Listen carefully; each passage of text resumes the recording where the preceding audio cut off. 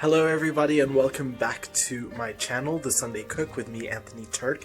This evening I'm going to be making dinner and it's going to be something really soothing, very, how do I call it, comforting. It's good old-fashioned comfort food and I'm inspired by French cuisine, so I'm making a beef fricassée with wild mushrooms, some pasta, and some mixed vegetables.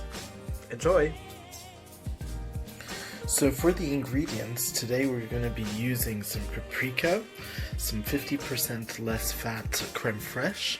I've got some 5% fat beef.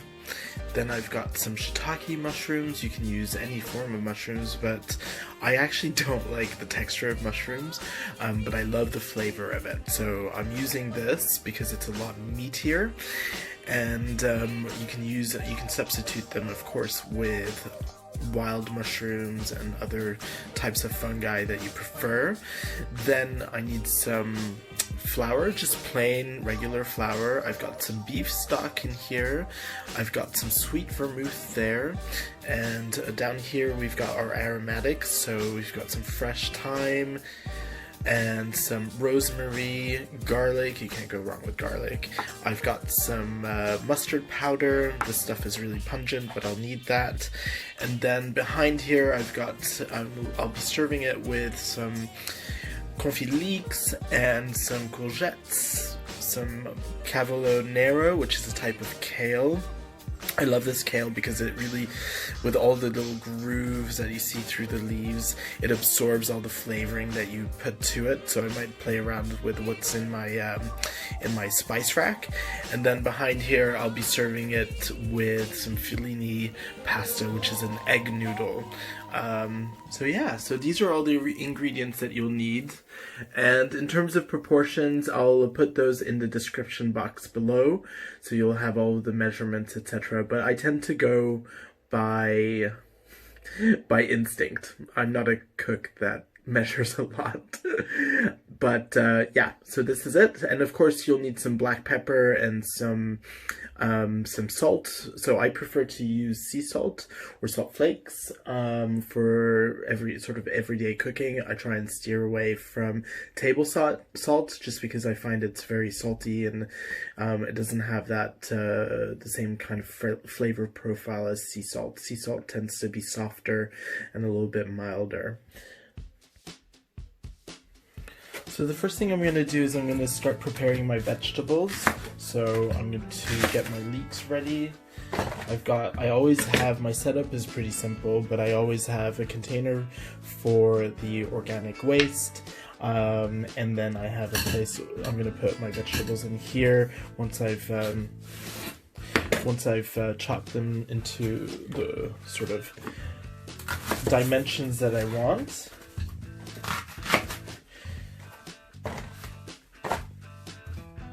So what I'm gonna do is I'm cutting my leeks lengthwise, and then I'm going to cut them again in half, and I'm just going to simply slice them lengthwise again.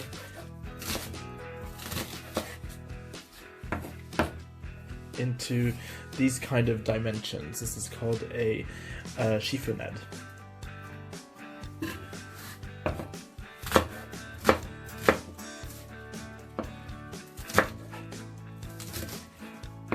So when I used to be a student, I went to hotel school and we spent a good three years learning classical French cookery. And they used to teach us all of these different types of vegetable cuts, from a mirepoix, which are little small sort of cubes of equal sizes, to chiffonade, to a julienne, and a julienne is even thinner. So julienne is, for example, if I'm taking this piece of leek, it's really, really, really, really fine. And you need to have a very fine, very sharp knife in order to achieve this sort of size. Like that. And when I went off to work, I did a year at a restaurant, and I remember, you know, when you start at the very bottom of the food chain, as it were, they give you all the, you know, the time-consuming jobs that nobody really wants to do, and it used to entail things like chopping up vegetables into very specific dimensions. But the whole reason why your vegetables are cut in certain dimensions is because you want your vegetables to be able to cook at the same time. So when you are making, for example, a vegetable stock or any stock, you will want all of your vegetables to be pretty much the same sort of dimensions. So the next vegetable that I have is my courgette, or zucchini for our American friends. And I'm just going to cut them. I'm going to take off the little stem bit, so you don't need to eat that. And I'm just going to slice them diagonally, like so.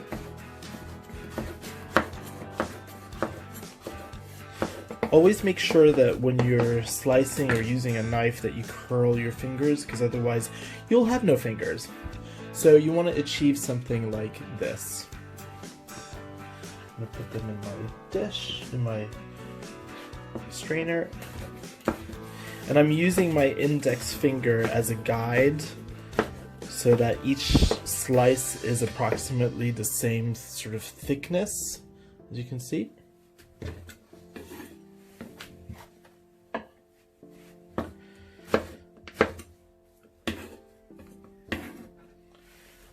Okay, now the next vegetable is one of my favorites. I mean, I just love this stuff. I could eat this every day.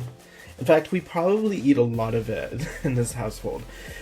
The great thing about this this type of green is that it is quite a firm green. It's very hard to overcook it.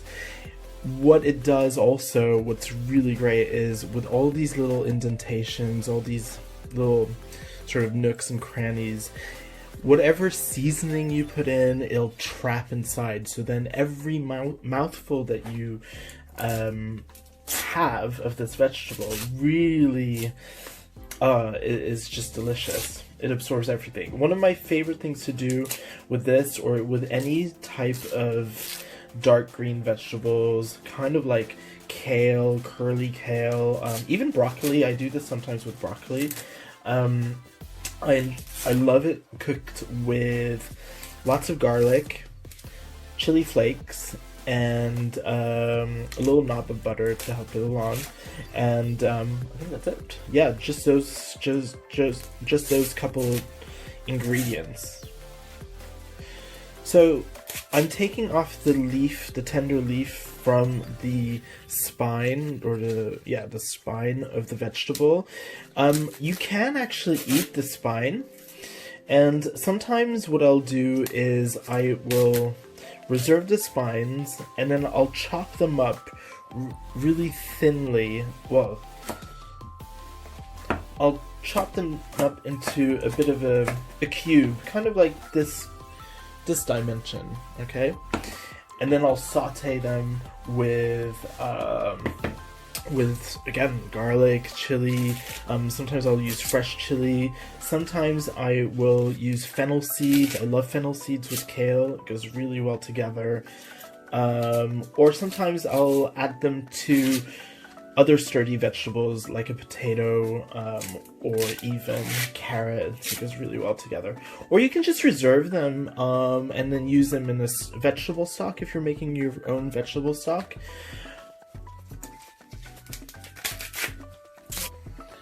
So the next thing I need to do is prepare my mushrooms, my garlic, and get everything all set up. Okay, so garlic, I'm using quite a few different cloves, but to be honest, these are very small cloves, so I'm just going to quickly crush them to release the skins a little bit, so I can peel them more easily. There you go. My cooking is very much influenced by not just travels and work and so forth, but it's very much influenced by my grandmother and my mother. So my grandmother and my mother are originally from the northern part of Italy. So their families, my maternal side is northern Italian. And so food and cooking and being together and eating well is very much part of the culture. And so at a young age, that was always imparted on me, and I was always keen to help out in the kitchen and watch my grandma make food, especially during the summer holidays when we'd go home. Okay, this is so much quicker. Remember, curl your fingers, because I don't want to hear of any accidents. Alright, so my garlic is nicely sliced thinly. Okay, and then I've got mushrooms. So with the mushrooms, what you don't want to do is you don't want to put them under water to wash them. Simply because if you do, mushrooms are like sponges and they will absorb any type of moisture. So what you want to do is you just want to grab a brush. So I use my pastry brush for these sort of tasks. Every kitchen should have a pastry brush. And it's just a case of brushing. I mean, these ones are really clean, but sometimes when you buy them, say at a farmer's market, that is when you're able to get to one, but sometimes when you buy them from a farmer's market, then they will come with bits of grass, sometimes soil, so you give them a little bit of a brush, okay? And I mean, like I said, these ones are there's no point because they're really clean. So what I'm going to do now is I'm just going to, I don't want to finely chop them. I'm just going to slice them. I think I'm just going to slice them in half because like I said, I don't like mushrooms. I don't like their textures, but I do like their flavors.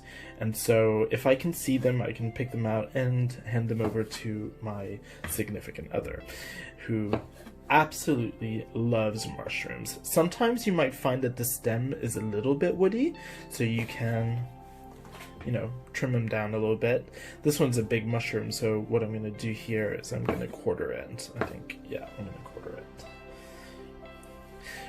Mushrooms are great because also they do absorb a lot of the flavor. Again, they're like sponges, so there you go. My mushrooms are all ready. I'm going to place them to one side. So then I have my herbs. So I've got two types of herbs here. I've got some fresh... Oh, I've got some sage now. I've got some fresh rosemary. And what I'm going to do in this case is I'm just going to take them off the stem. Like that.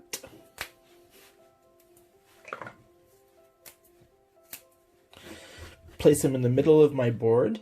Then I've got some fresh thyme, which I'm going to remove from the stalks, because the stalks are like little twigs and it's not great when you're trying to get through a mouthful of food, delicious food, and then you find twig in your food. It's not twig, it just belongs to the herb. Okay, so this is just preparing. In technical terms, this, I suppose, is called mise en place, which is a French term for putting in place. That is, if you translate it literally, putting in place, or it's just basically preparing your workstation, preparing all the different ingredients before actually cooking. Okay, so I've got... Everyone's in the middle of my board. You can add parsley, but I actually don't have any parsley, which is unusual. Let me just check the refrigerator. Sometimes I do. Sometimes it's hiding somewhere, and I didn't see it. Although we've just recently cleaned the kitchen, the refrigerator, so I am aware of what's inside. No, we don't have any. Okay, so with my herbs, not sure what that is, I'm just going to finely chop. So to finely chop your herbs, you take your chef's knife. On the blunt ends, just use your hand and forward, pull it back together, chop forward, pull it back together, chop forward.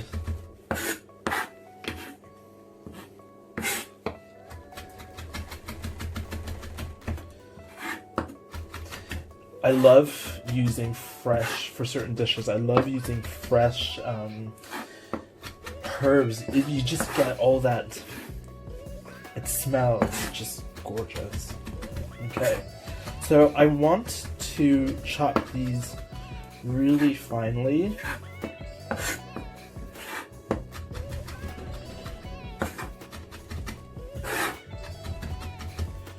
Because what I don't want to have is I don't want to end up having like a big mouthful of rosemary.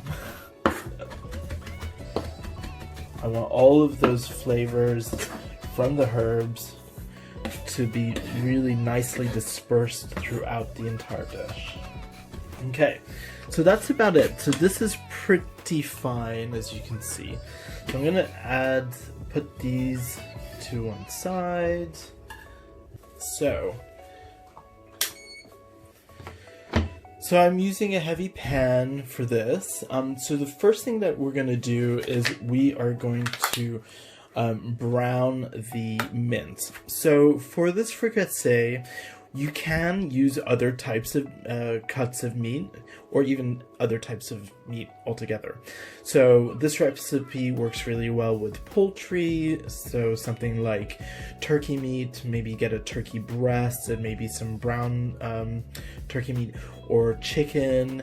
You don't need to use mince. I'm using mince only because that's what I have for today.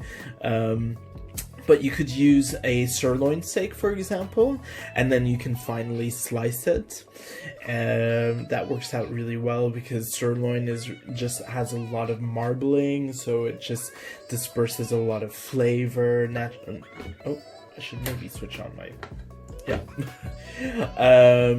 What else could you use? You could use... actually, you can use prawns as well. I've seen this recipe with prawns. It's very... it's a little bit different, but it's delicious nonetheless. I love it. But this recipe is we're using mince today. So we're going to be using the mince. We're going to be browning that first. And then I'm just waiting for my pan to heat up.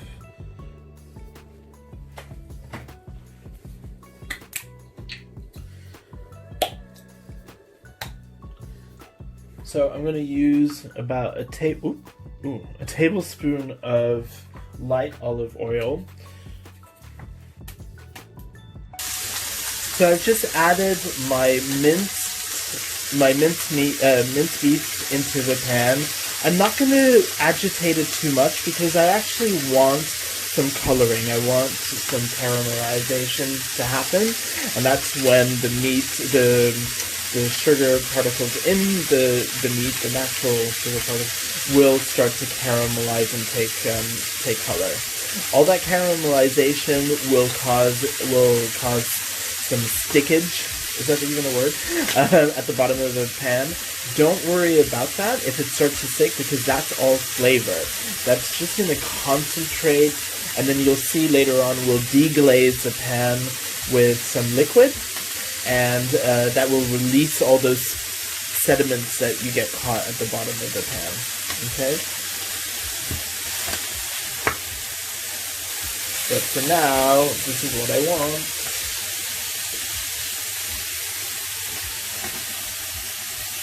Okay, so what I wanted to show you is this. So see these brown bits? That's good. You want this to develop. Because brown bits equal flavor, and flavor is what we want. Right, so this is also the stage where I add my pepper. So lots of freshly ground black pepper, and I use quite a bit of it.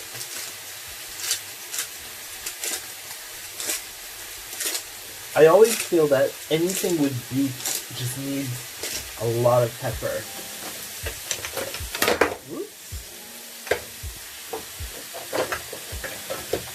Notice how I'm not moving my meat around the pan too much. This is also the time where I'm going to add my herbs. Like so.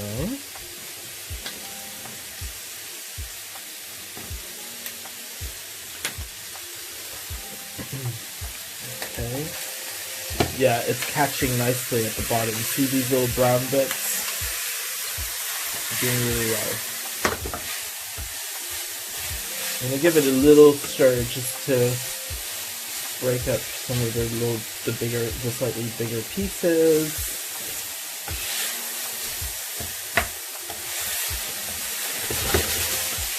This is good. This is exactly what I wanted. Okay, so now I'm gonna add my garlic. Oops, a bit of a mess.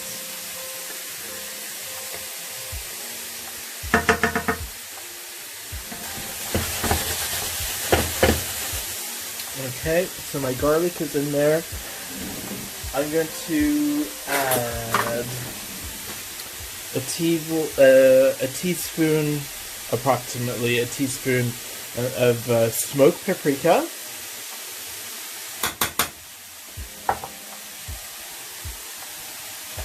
Then I'm going to add a teaspoon of dried mustard powder. And again, this is just flavoring. Okay, give that a stir.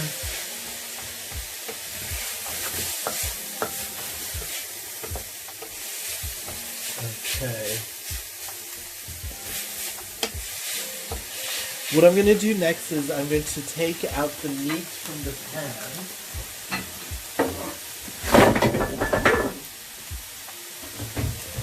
I'm going to take the meat out of the pan,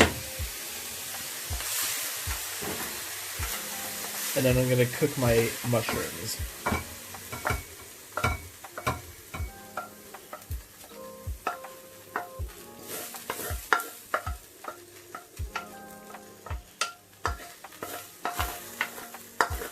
Make sure that you take out all the garlic, because garlic does burn, and you don't want to burn your garlic because otherwise it'll go very sort of acrid and bitter, and you just don't want that. Okay. So I've put in my mushrooms. It does need a little bit of help, so I'm going to put a small knob of butter, just a tiny piece of, little piece.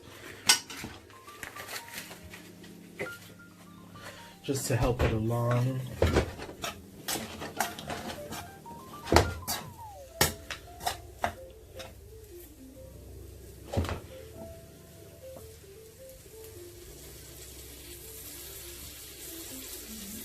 Little brown bits are getting really dark, and that's good because it's intensifying the flavor.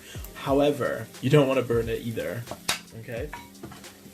So if it starts to catch a little bit too early, you can put a little bit of, this is what we call deglazing. Okay.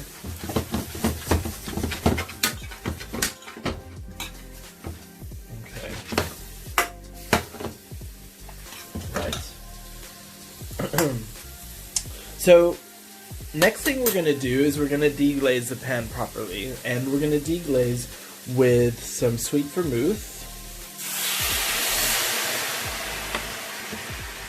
And what you want to do is you want to scrape the bottom of the pan to release all that meaty goodness, all that caramelization that's settled at the bottom of your pan.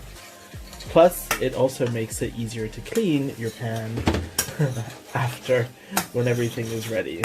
Okay, so I've deglazed, so I'm going to add my meat back. Okay.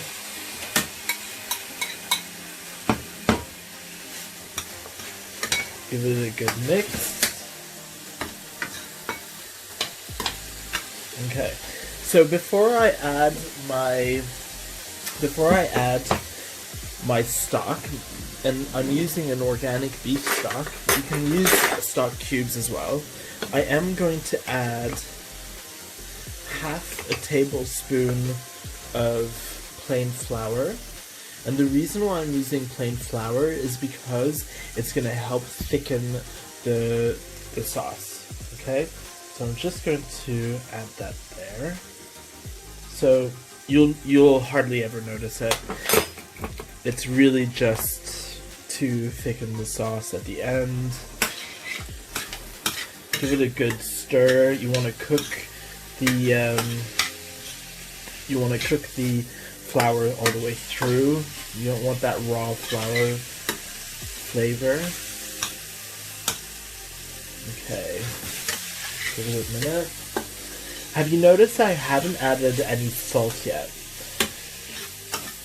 This is because I want to wait a little while before I add it, so I don't end up adding too much salt at the beginning and then adding more salt at the end, and then it's too salty. Okay, it's starting to catch again, which again is good. It's a good sign. So now this is ready. I'm going to add my stock.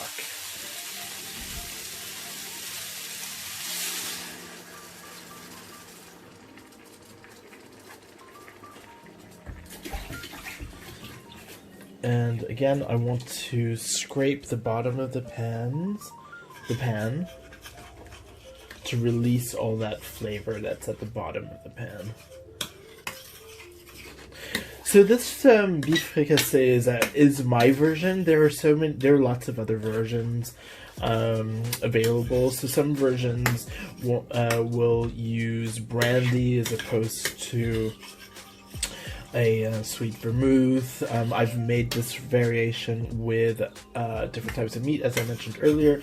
I've also used, instead of brandy, I've used whiskey before. So you can really adapt it and make it your own. When I do a poultry version, instead of using rosemary, I replace the rosemary with fresh tarragon, which is delicious with things like chicken or even turkey. I would say with turkey especially, you might want to use a little bit more herb than you would with a chicken, just because turkey tends to have a very sort of very plain flavor. It's not a meat I find very flavorful. Oh, except if you're using brown meat. That's different. Okay, so I'm gonna give this a little bit of a simmer for about, I would say about 5 minutes. Because this is quite a wide pan, the liquid will evaporate, and that's what you want. You want the liquid to evaporate by at least a third. Okay. So the next part of the dish, so while my fricassee is really getting to the consistency that I want, so look at the sauce is thicker, which is fantastic. That's exactly what I need. So I've reduced my heat to a low heat. And just before serving, we're going to add a dollop of the crème fraîche. So if you don't have crème fraîche, what you can also use is Greek yogurt, or you could use, you can use Greek yogurt, or you can use sour cream as well. That's also good. Sour cream is basically crème fraîche. It's the same. It's very similar. So in a heavy pan, I've got. Ooh, my pan's moving. Why is it moving? Oh, because it's a bit wet. Okay, so in a heavy pan, I'm going to Add a little bit of oil. And do you know what I just realized? I did not chop garlic for this. Okay, so while my pan is heating, I am going to chop some more garlic. Whoops, sorry. This is a low budget production, people. So I am cameraman and cook and food writer. No. Alright, here we go. Try not to chop my fingers off at the same time.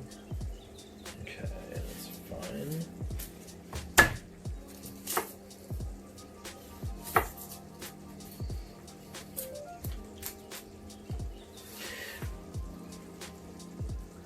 If you can get your hands on some black garlic, that's also really good with this.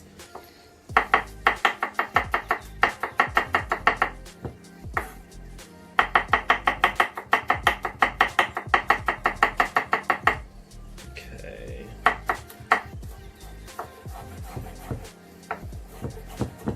Perfect. I just want them roughly minced. Marvelous. So, I'm going to add my garlic to my pan. I love that sound, that sizzle. Give my hands a wash. Turn my camera around. Spoon. Okay. So in my pot, I've got my garlic. I am then going to add my chili flakes at this stage.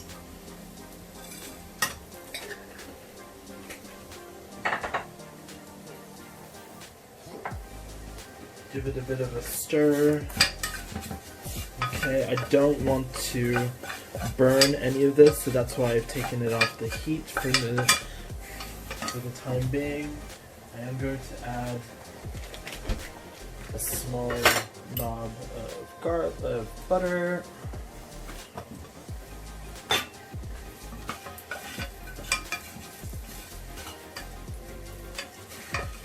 And that's going to coat every strand, every piece of vegetable.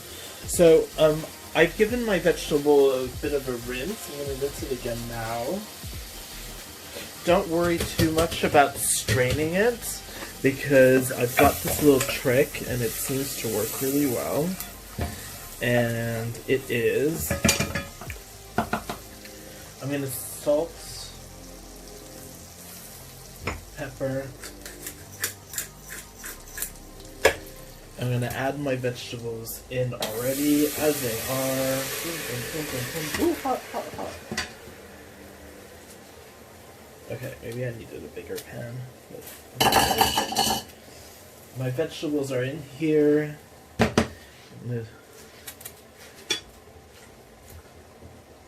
I'm a bit of a messy cook. And I'm going to put my lid on top. A little drop of water from the kettle. Create some more steam. And I'm going to switch off the heat underneath.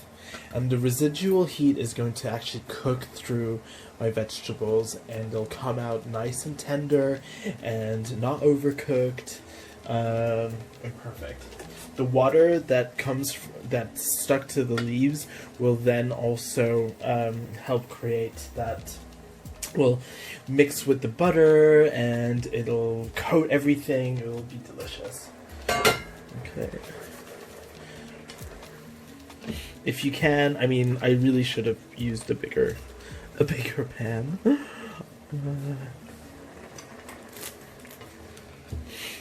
But everything will start to wilt down, so it's not a big deal. Everything will wilt down. Okay.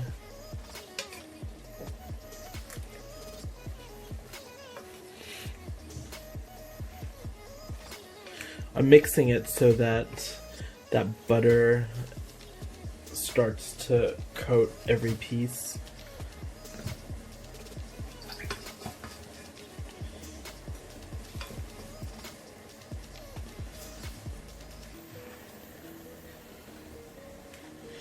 course, if your pan dries up too much, what you can do is you can add another touch of water. Okay, so I'm going to leave this on to cook. My water is coming to a boil. I'm going to add my pasta. I'm going to put my sour cream, my crème fraîche in here, and then we'll be ready to serve.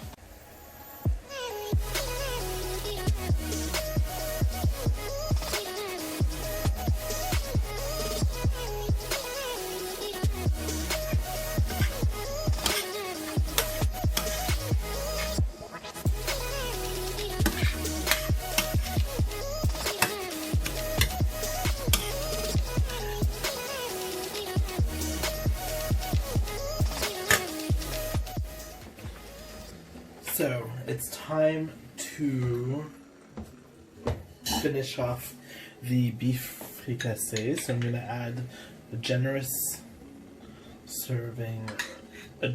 portion of this crème fraîche, and I'm going to give it a mix. And what it will do is just give this nice, rich, slightly tangy, savory, just delicious end result. Look how creamy this is. This is so good.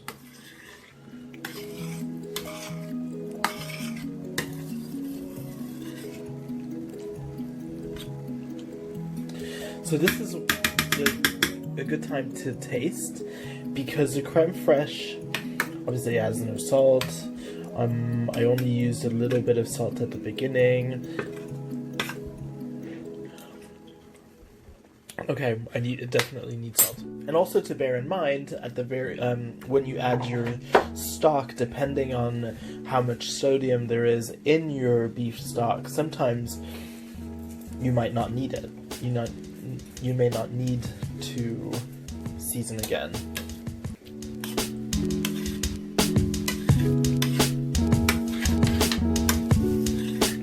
That's why it's always important to taste as you go. Okay, let's try a little bit more.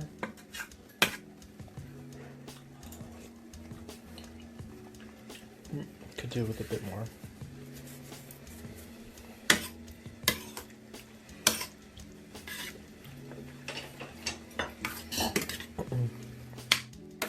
In case you're wondering, I have 2 spoons. One for tasting, one for mixing. Okay.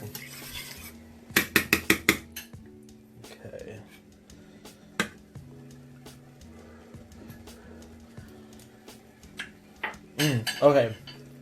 It's perfect. So what I want to do now is I just want to add some more black pepper.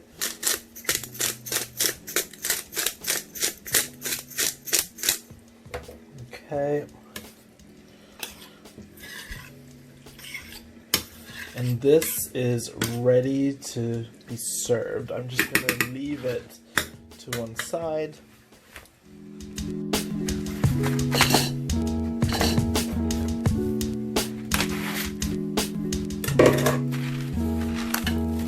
Some Christmas. Oh, look at these. They're so good. Okay. I don't need that much because it's not a... I think this is the perfect amount for 2 servings. And don't forget, this is the main event is not the pasta. Pasta is merely a starch. It's kind of like your meat and potatoes, and this would be your potatoes. Okay, I'm gonna plunge them in my water.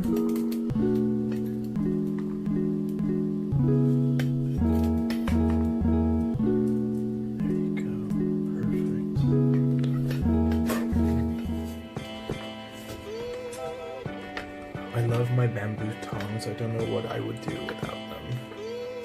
They're so practical for so many different uses.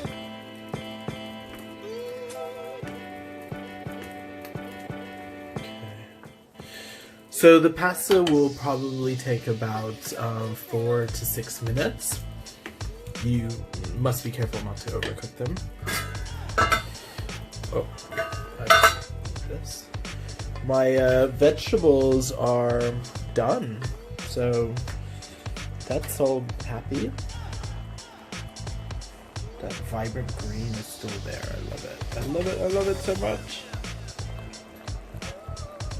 So as you can see, this is a very small kitchen, tiny kitchen, and I'm gonna clear all this, make some room so I can start plating. And then it's time for dinner! Hurrah! Okay.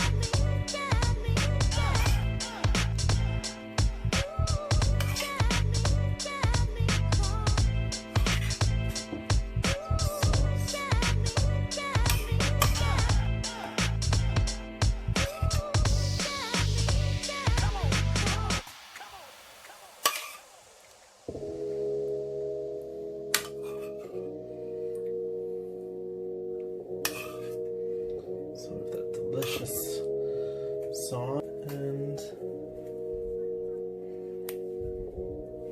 just because we're eating at home doesn't mean we can't make things pretty, right?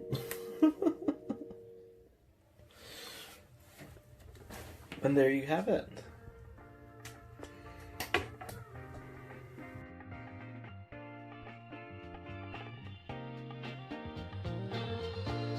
So I hope that you enjoyed today's recipe, and I can't wait to see if you make it. If you do, make sure that you post your picture on Instagram and tag The Sunday Cook. If you have any questions from today's video, then please feel free to use the comment box below, and don't forget to subscribe for new videos coming up very soon. See you later, and enjoy the rest of your week.